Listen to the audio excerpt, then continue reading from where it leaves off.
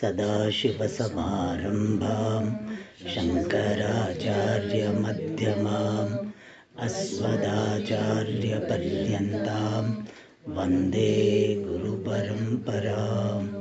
ॐ सहना भवतु सहनौ भुनक्तु सह वीर्यं करवावहै तेजस्विनावधीतमस्तु मा विद्विषावहै। ॐ शान्ति शान्ति शान्ति।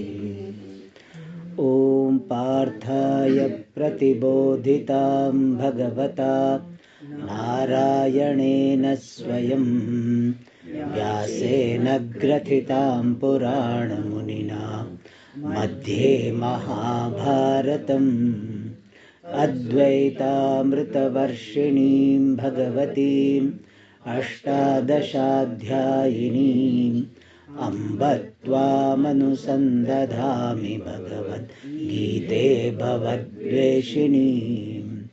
यं ब्रह्मा वरुणेन्द्ररुद्रमरुतः स्तुन्वन्ति दिव्यैस्तवैः वेदैः साङ्गपदक्रमोपनिषदैः गायन्ति यं सामगाः। ध्यानावस्थिततद्गतेन मनसा पश्यन्ति यं योगिनः यस्यान्तं न विदुःसुरासुरगणाः देवाय तस्मै नमः। The sixth chapter, first shloka.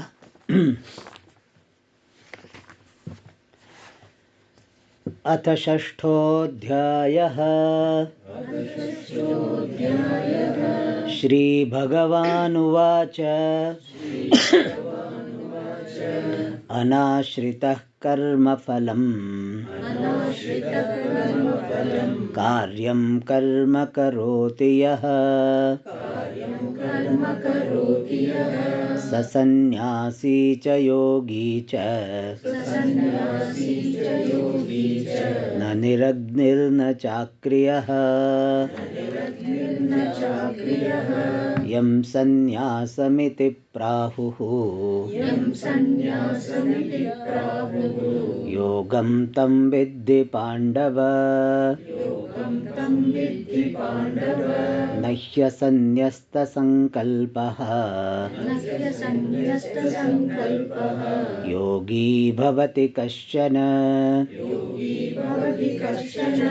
आरुरुक्षोर्मुनिर्योगम् कर्म कारणमुच्यते योगारूढस्य तस्यैव शमः कारणमुच्यते यदा हिनेन्द्रियार्थेषु न कर्मस्वनुषज्यते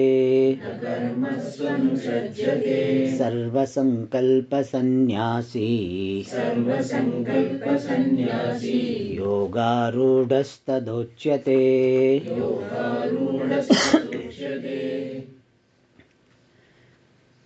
So we have entered into the Dhyana Yoga, the chapter dealing with the topic of Dhyanam, meditation. And meditation cannot be willed. Like if I ask you, you please have this, please eat this, you can oblige.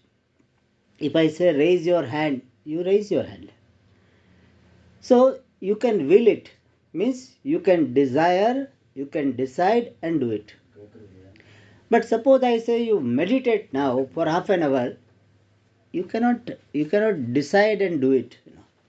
It is not possible. Close. Okay.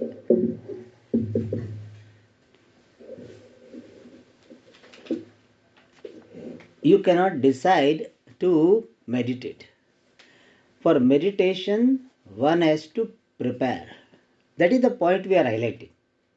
Even after preparation, you decide that now I will sit for meditation. So some will is involved. But without preparation, you cannot decide and meditate. So Bhagavan is talking about preparation first. Sometimes we have so much anxiety for the final outcome that preparation part we ignore. Like we are so much anxious to get the visa, so I hurriedly go to the office and they will say this document is not there, this document is not there, come back. So prepare yourself well and then go for meditation. So Bhagavan says, prepare yourself by Karma Yoga. And what is Karma Yoga? Doing one's duty with proper attitude and receiving the result with proper attitude. If you do that, your mind will become non-reactive. Your mind will be more or less undisturbed throughout the day. And then you sit for meditation, it will be possible. If you are remaining disturbed throughout the day, you start your day with reaction and you end up your day with reaction, then with that reactive mind, meditation is not possible. Therefore, you make your mind relatively less reactive. We don't say totally non-reactive, relatively less reactive. And how do you make it? By Karma Yoga. Therefore, Bhagavan glorified this Karma Yogi. And he said, first he equated him to sannyasi and yogi. Karma Yogi himself can be seen as a sannyasi because he has renounced the material concern. Karma Yogi is the one who is committed to inner growth. His more focus is on Chitta Shuddhi than material benefit. Therefore, he is Sankalpa Sannyasi. And when Sankalpa Sannyasa has happened, he is full-fledged Karma Yogi. And when Sankalpa has gone, means now he doesn't have material desire, then that person is ready for meditation. So Bhagavan said in the third shloka, Arurukshor Muner Yogam Karma Karanam Uchyate. A person who wants to reach meditative state, yogam literally means meditation. Aruruksho means desirous of climbing. So yogam aruruksho means for a person who is desirous of climbing meditation. Climbing meditation means climbing or trying to attain this meditative mind. So a person who is desirous of contemplative mind, not yet attained, then karma karanam uchyate. Here karma means karma yoga is the means. When you require preparation, then preparatory practices are the means.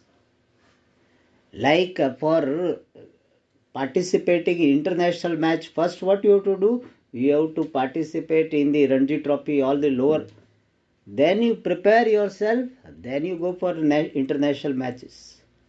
So for any big achievement, you have to prepare yourself. For bigger pursuit, you have to prepare yourself. So Bhagavan says karma is this means. And how long karma yoga? Yoga rudasya tasyaiva. Same person, once upon a time not prepared and wanted this preparedness. And now, because of Karma Yoga, he has become prepared. Yoga Rudaha. Yoga Ruda means his mind is capable of contemplation. So, Yoga Ruda means for a contemplative person.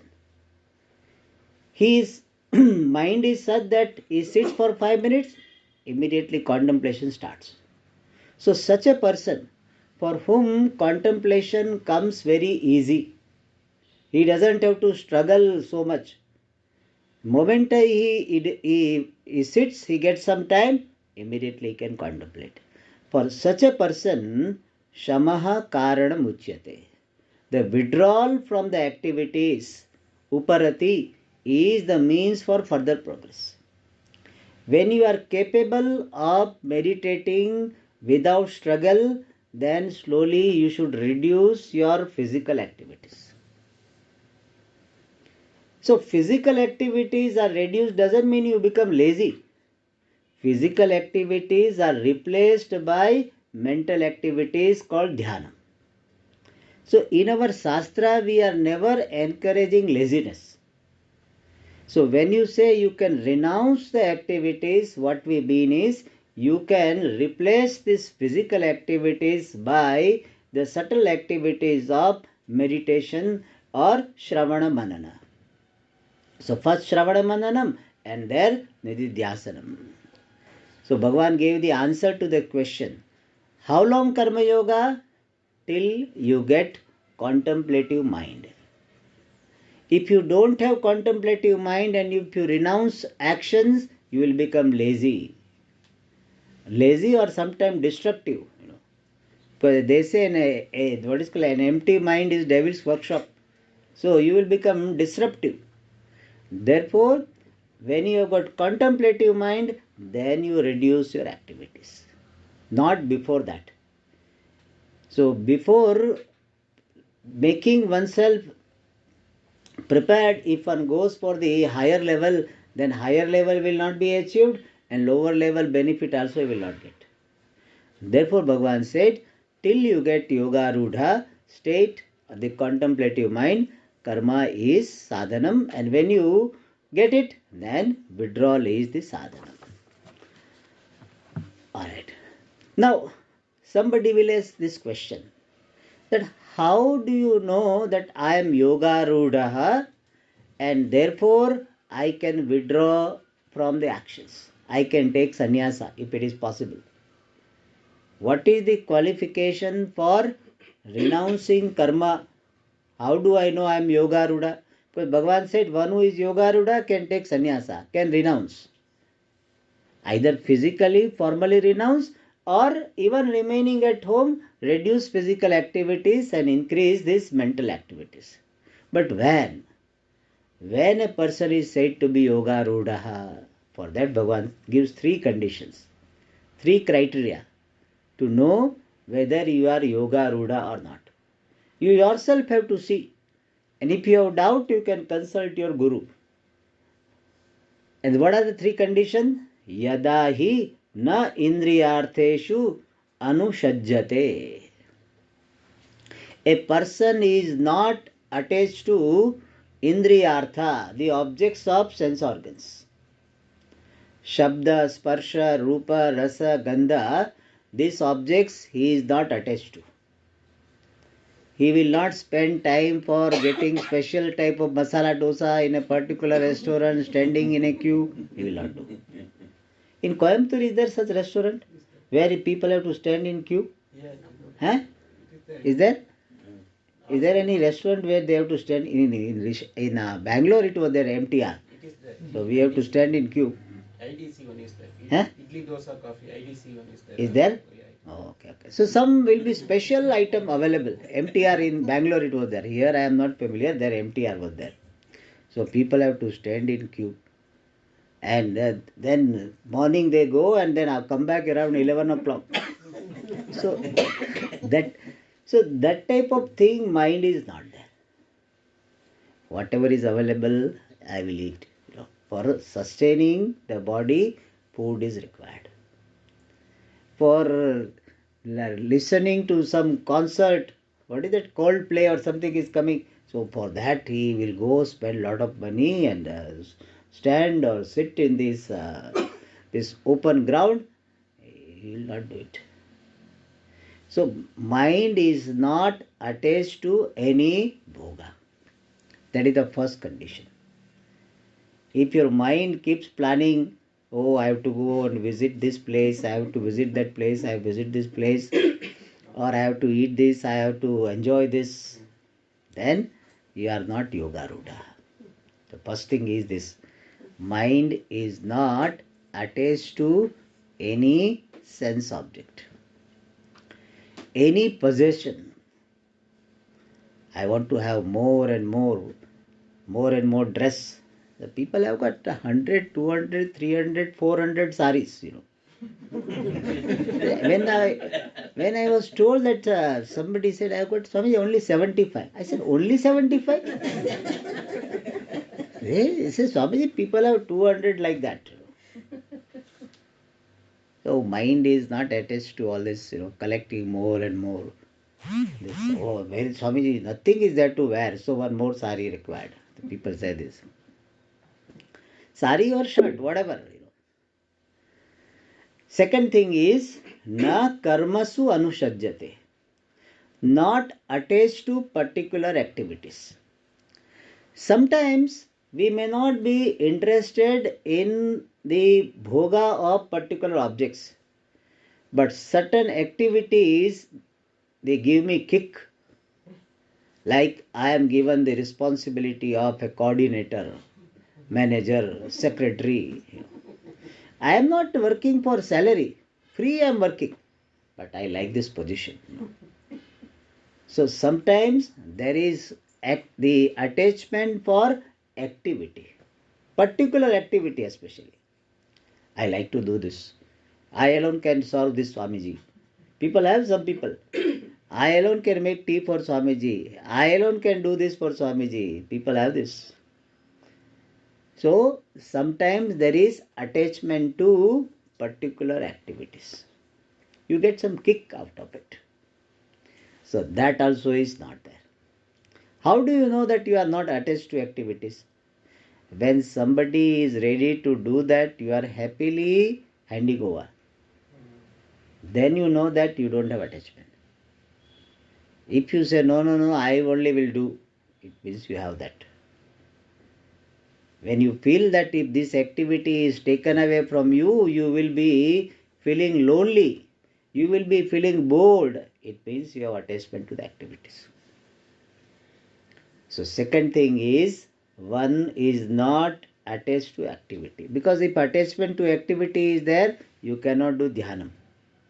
Attachment to the activity will become an obstacle in doing dhyana.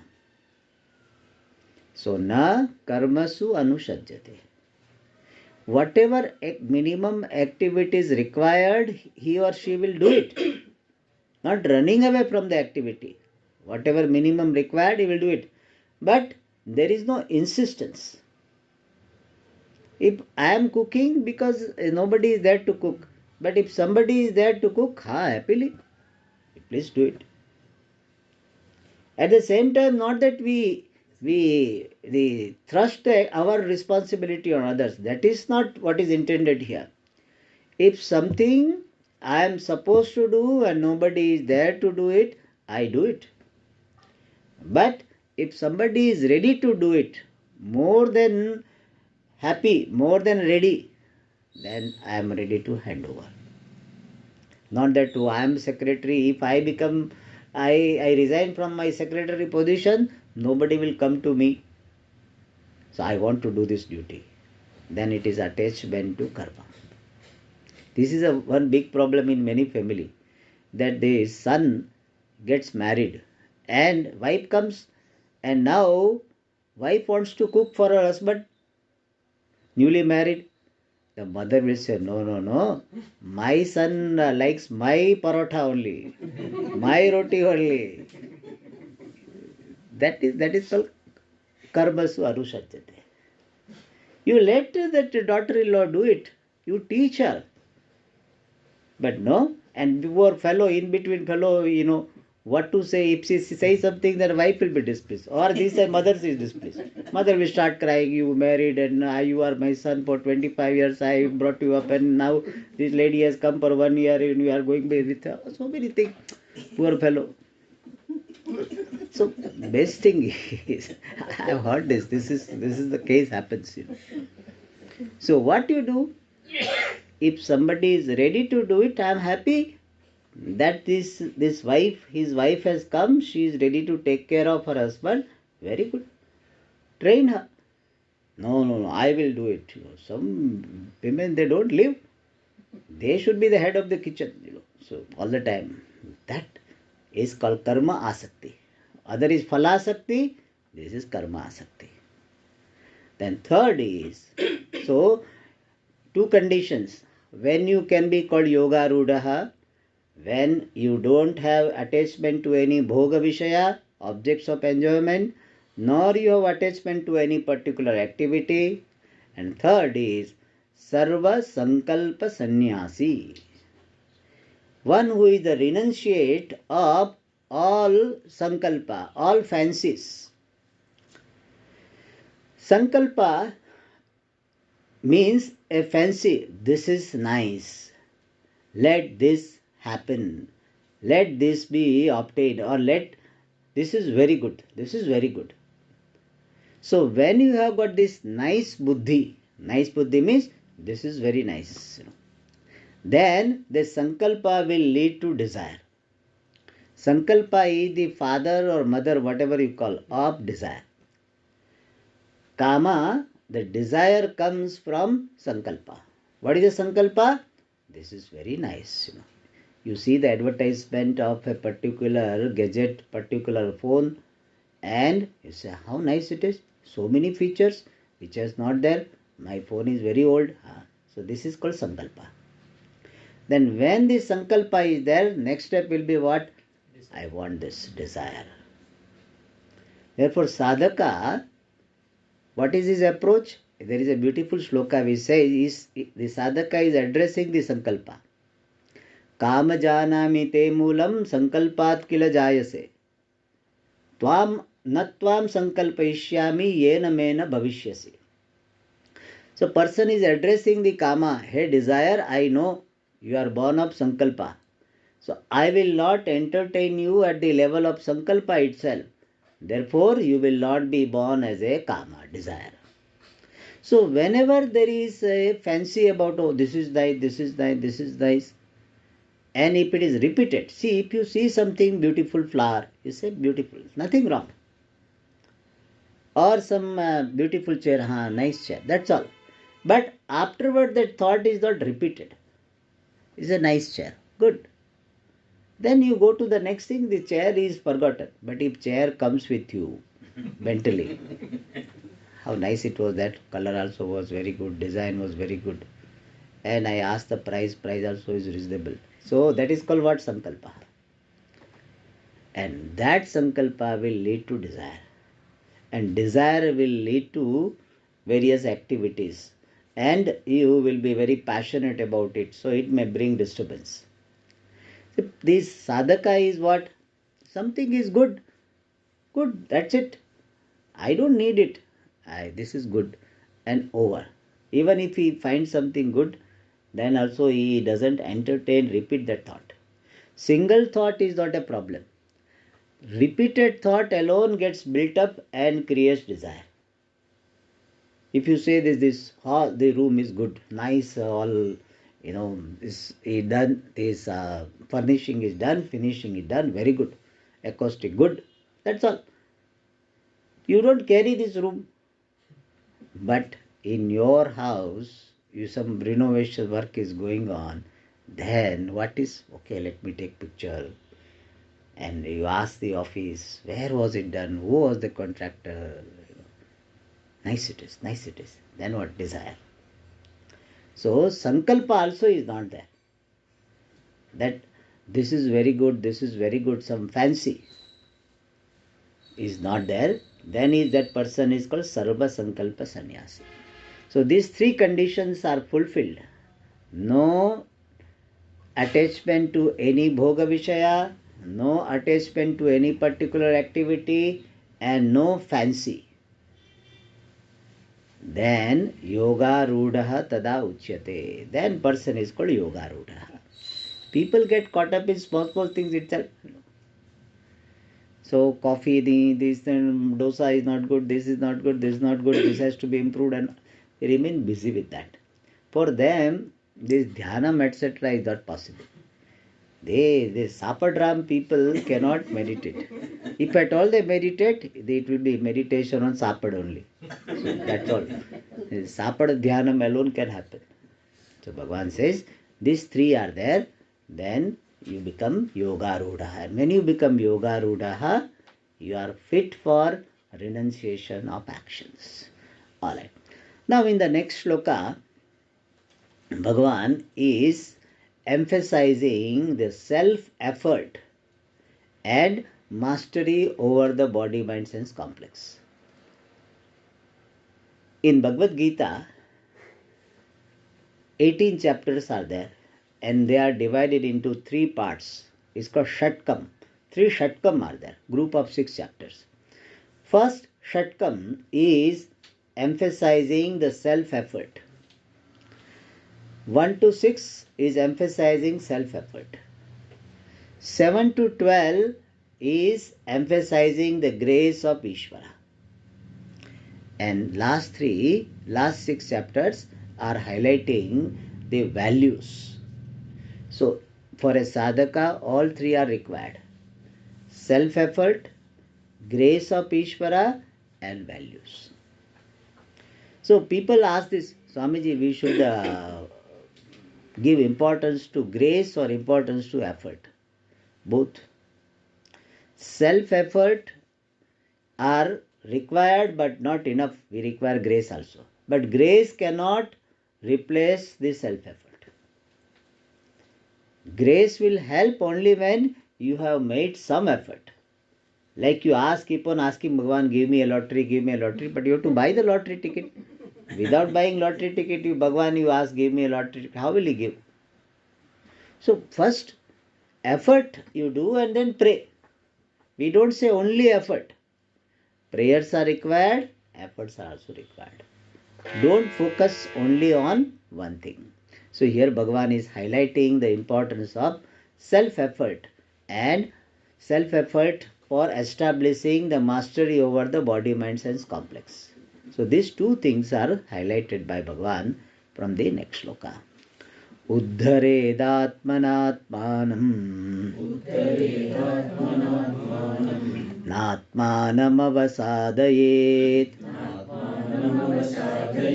आत्मैवह्यात्मनो बन्धुः आत्मैव रिपुरात्मनः.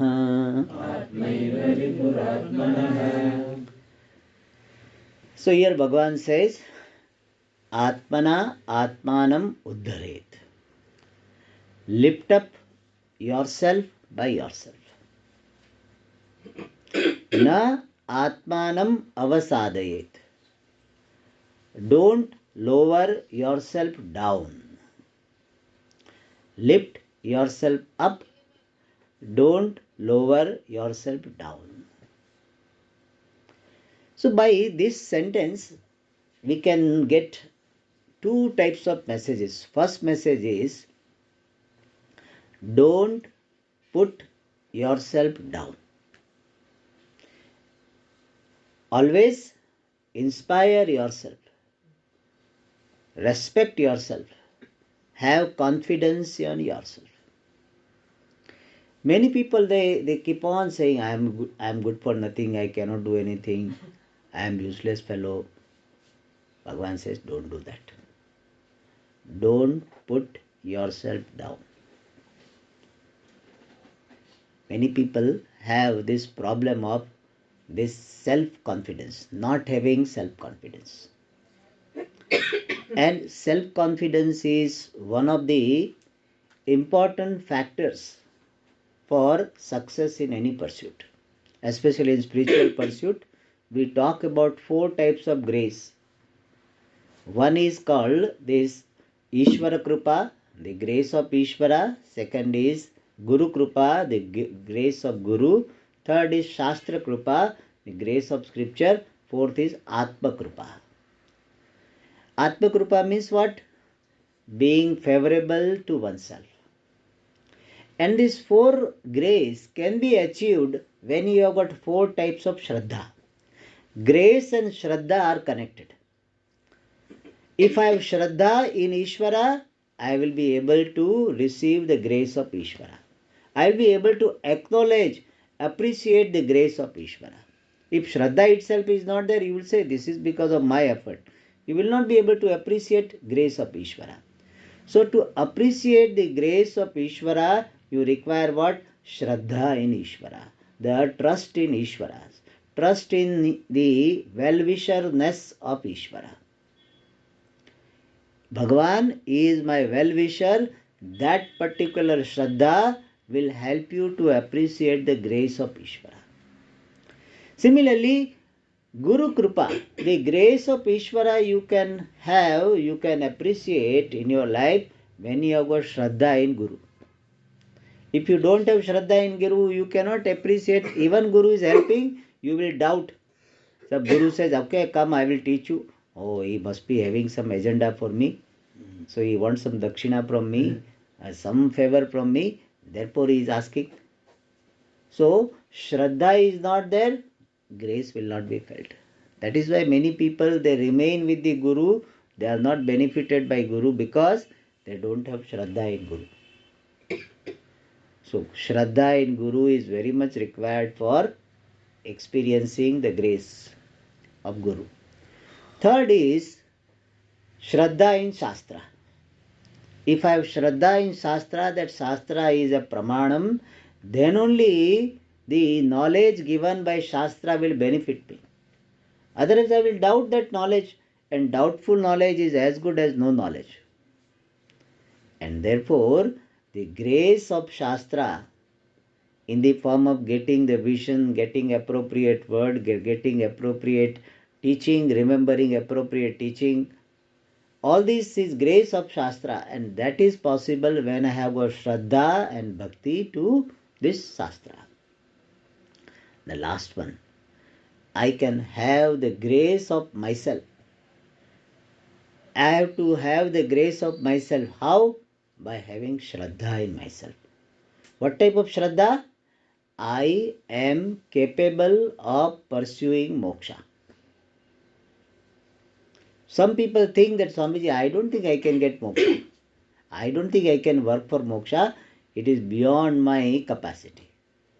If you say it is beyond my capacity, then you will prove it right. Self-prophecy. So it will be right. So one needs to have Shraddha in oneself to get the cooperation, favor from oneself. And what is the grace of oneself? Grace of oneself is our body, mind, sense complex being favorable to the pursuit of moksha. That is the grace of oneself. And for that to happen, I have self-confidence. I have Shraddha in myself. Here, we can just analyze that why some people do not have sufficient self-confidence. There are people, many people you might have heard, some of you might be having even this issue, the lack of self-confidence. Why it is there? There are some reasons for that. Why some people lack self-confidence?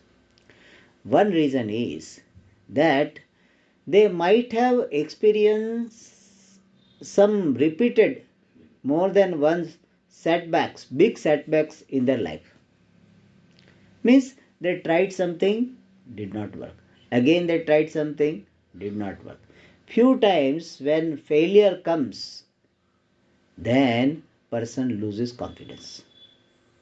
He thinks, she thinks, I cannot do anything. So one reason why some people have got lack of self-confidence, one reason is this frequent setbacks. Second reason is why some people lack confidence is they were highly criticized by these authority figures, either parents or uncle or teachers in the primary school.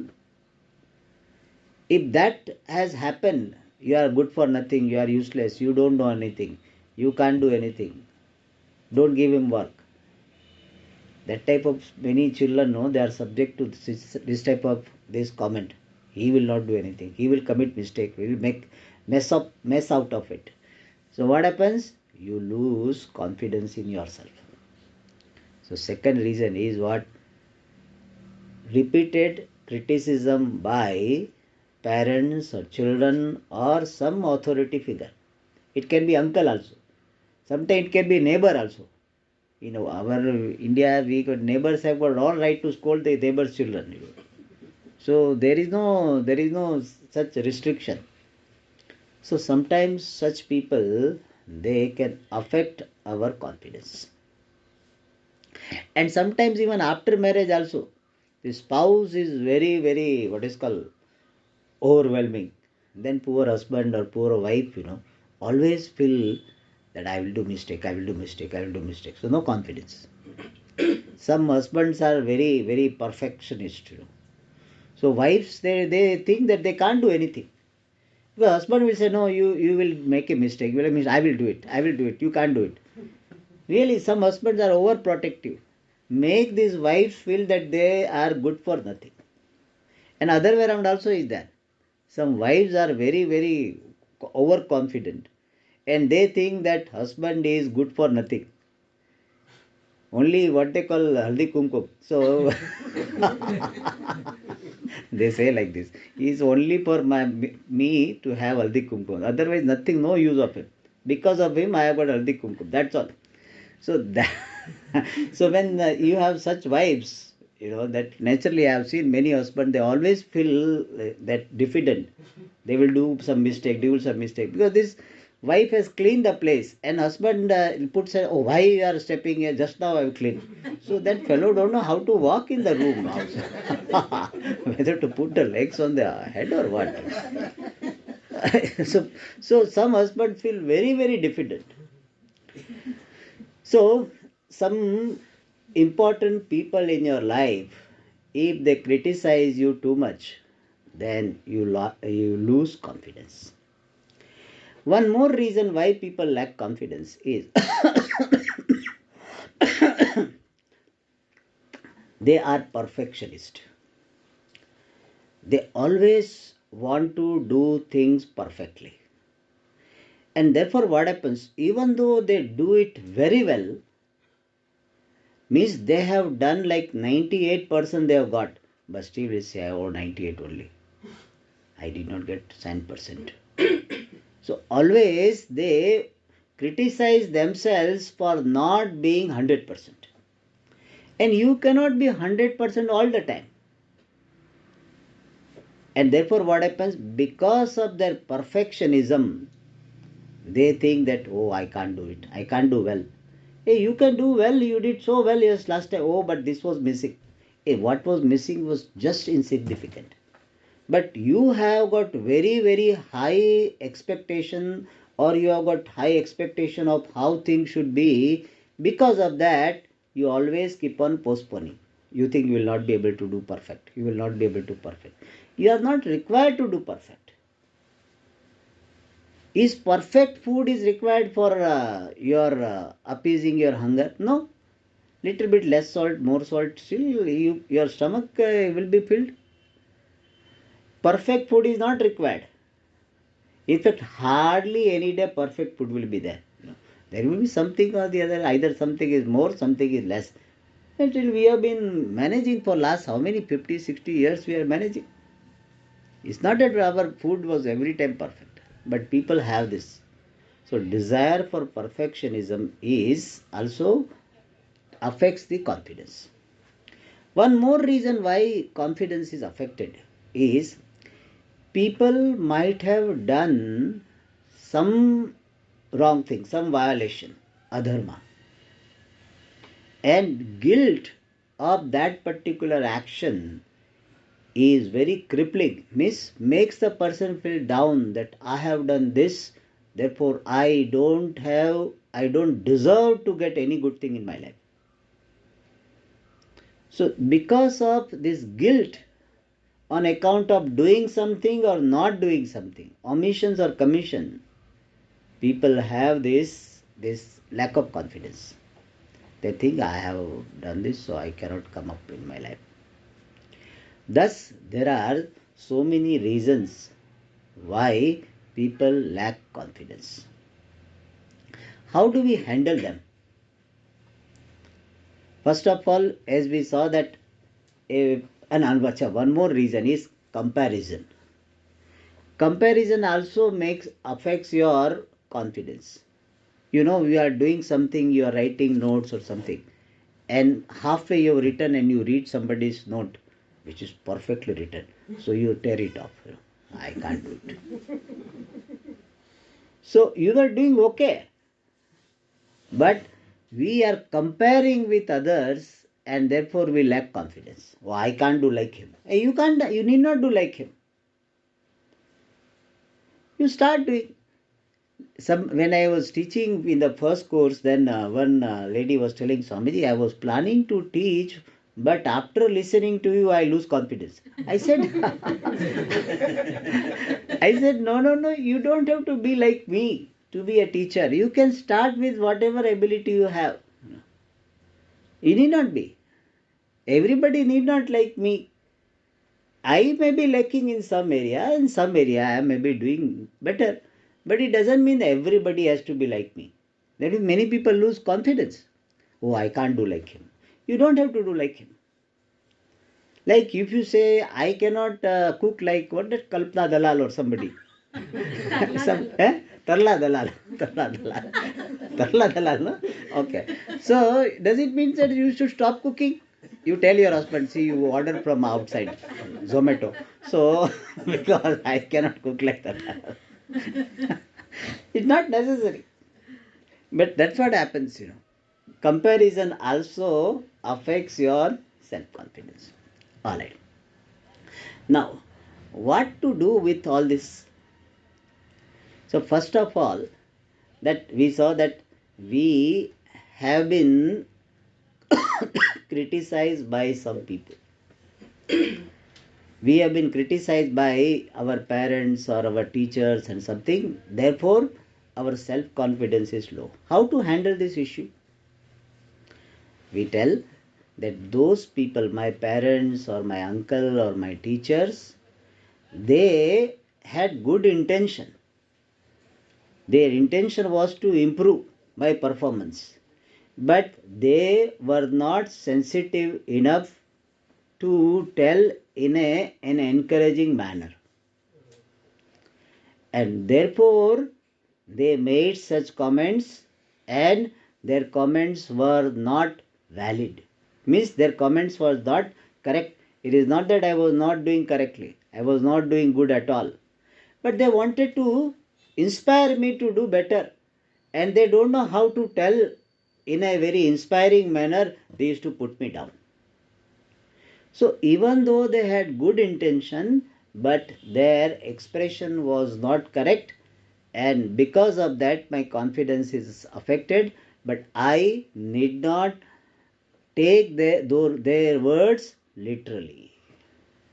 Even though they said you are good for nothing, just he wanted me to do better. It is not that I was good for nothing.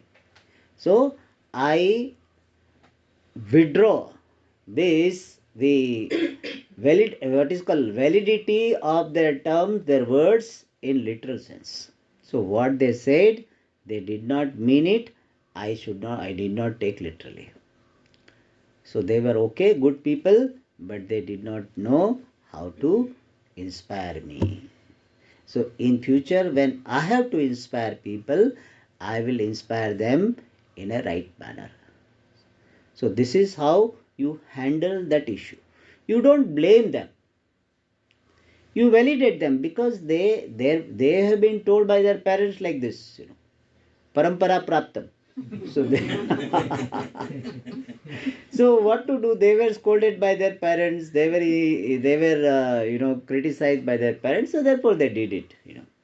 But it damages. They did not know. And I don't take their words literally. I am capable of doing what is to be done. By the grace of Ishvara, I can do what is to be done. Alright, so this is how you have to handle, validate their comments and take away the literal sense of their comments and inspire yourself. Second thing is that the perfectionism is becoming your obstacle. Then tell yourself, perfectionism is a myth. There is no perfect thing possible in the world. There is no perfect. Nothing is perfect. Is this room perfect? No. It has got some issues. But it is good enough to conduct our activities. The sound system may not be great, so great, but good enough. The ventilation is not, there is no cross ventilation.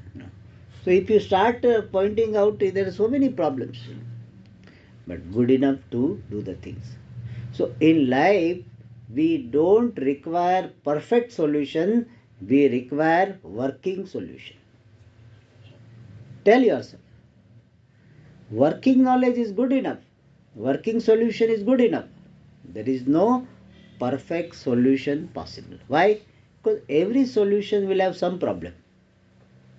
You tell me South Indian food is good or North Indian is good. You cannot say that South Indian food is perfect or North Indian food is perfect. No. Both have got some advantages, some disadvantages. Whichever is suitable, you cook. That's all.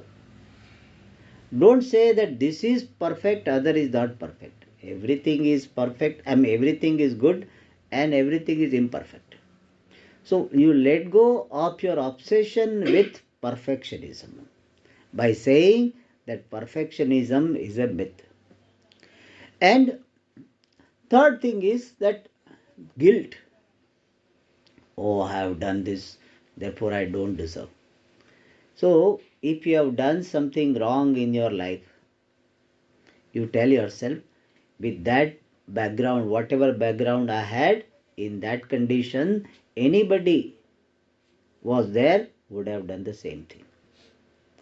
So I was in order even when I did a wrong thing. I don't justify what I have done. Wrong is wrong only. But what I did is understandable. With a given situation, that is what anyone will do. If anyone has got similar background, will do it.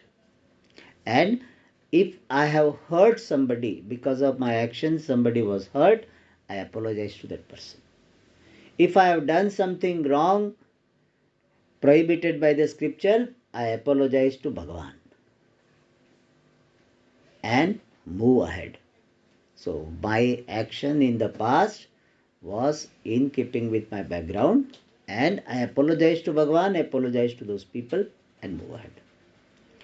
And sometimes people have got this feeling, Swamiji, I feel very diffident because I don't have any support system. People have this feeling, Swamiji, no support system. How can I do anything? See, people have got nice family, nice friend circle, nice bank balance. I don't have. In such situation, you tell yourself that Bhagavan is my support system. Or if you have somebody like Bhagavan in your life, guru or guide or parents or somebody, then you ask for help from them. Sometimes what happens, we have support system, but we are feeling shy in asking for help. Puji Swamiji says, when you are in need, asking for help is intelligent way of living. When you are in help, ask for help. But when you can manage by yourself, don't ask for help. That is a laziness. I can get up and fetch water, then don't ask anybody. No, Swamiji, you said that when you are in need, ask for help. So I don't get up from my seat. That is not what is meant. When you need help means you cannot do things by yourself. You need some help. Nothing wrong in asking for help. And having that full trust that Bhagavan is my support system. Whatever I need to do, I will make efforts and Bhagavan will definitely help me. As in English it is said, God help them, those who help themselves. हिम्मते मर्दा तो मदद खुदा, हिंदी में ऐसे बोलता है. So when you are courageous and making efforts, Bhagavan helps. So in this manner, you raise your confidence. And one thing is, don't remain surrounded by the constant critics. If somebody is constantly criticizing you, then, and it is affecting your self-confidence, you can request him. See, you please give me your expert comments when I request you. It is affecting my confidence. So please, I will invite your comments when I am feeling confident. So you reduce company of such people, or you request them to reduce the comment, or you make yourself what is called impenetrable to those comments. It's a little difficult, so you request them. That is affecting my confidence. So please comment only when I request you. So reduce that so that your confidence will go up. More we'll see in the next class. Om Purnamadav Purnamidam Purnat Purnamudachyate Purnasya Purnamadaya Purnamevavashishyate. Om Shanti Shanti Shanti. Hari Om.